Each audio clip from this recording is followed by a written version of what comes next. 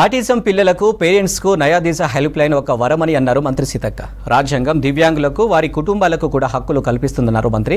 ఆ హక్కుల పట్ల వారికి అవగాహన కల్పించడం అవసరమన్నారు. ఆటిజం చిన్నారుల టీచర్లకు కూడా ఆ హక్కులపై అవగాహన ఉండాలన్నారు మంత్రి సీతక్క. ఆటిజం, మేధో వైకల్యం, ఎదుగుదల లోపం ఉన్న పిల్లల కుటుంబాల కోసం నయా దిశ హెల్ప్ లైన్ను సెక్రటేరియట్లో ఆవిష్కరించారు మంత్రి సీతక్క. Very important. అది మా శాఖ కానీ తర్వాత స్టేట్లో సఫర్ అవుతున్నటువంటి పేరెంట్స్ కానీ పిల్లలకు సంబంధించి కానీ కనీసం ఆ పిల్లల్ని ట్రీట్ చేసేటువంటి టీచర్స్ కూడా వాళ్ళ రైట్స్ ఏంటనేది తెలిసినప్పుడు అది ఒక సబ్జెక్ట్ లాగా కూడా చెప్పడానికి కొంచెం అవకాశం ఉంటుంది. వాళ్ళు లేదా పేరెంట్స్కి పాస్ చేస్తూ ఉంటారు.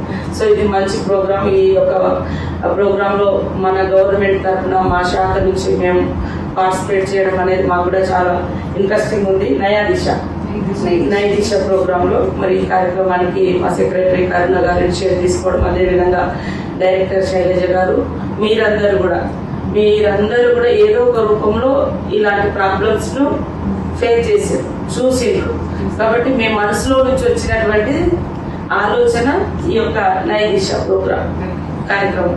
కాబట్టి మీతో అంటే మేము కూడా కాంటాక్ట్ లో ఉండి పార్ట్నర్స్ అంటే పార్టిసిపేషన్ తీసుకోవడం అనేది మాకు కూడా చాలా ఉపయోగము. ఎందుకంటే ఇది మీ సమస్యనే కాదు, సమాజం సమస్య, ప్రభుత్వ సమస్య కూడా.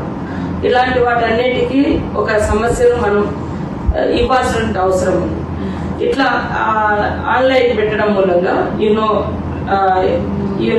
యువర్ రైట్స్ ఆఫ్ ప్రోగ్రామ్ ఏదైతే ఉందో చాలా మందికి ఇప్పుడు మన ఇంట్లోనే ఎక్కడికి వెళ్ళాలి, ఏం అడగాలి, ఎవరి దగ్గరికి వెళ్తే ఏం జరుగుతుంది అని తెలియక అయోమయంలో ఉండి కూడా చాలా సమస్యల నుంచి సమస్యల్లోకి వెళ్ళిపోతా ఉంటారు.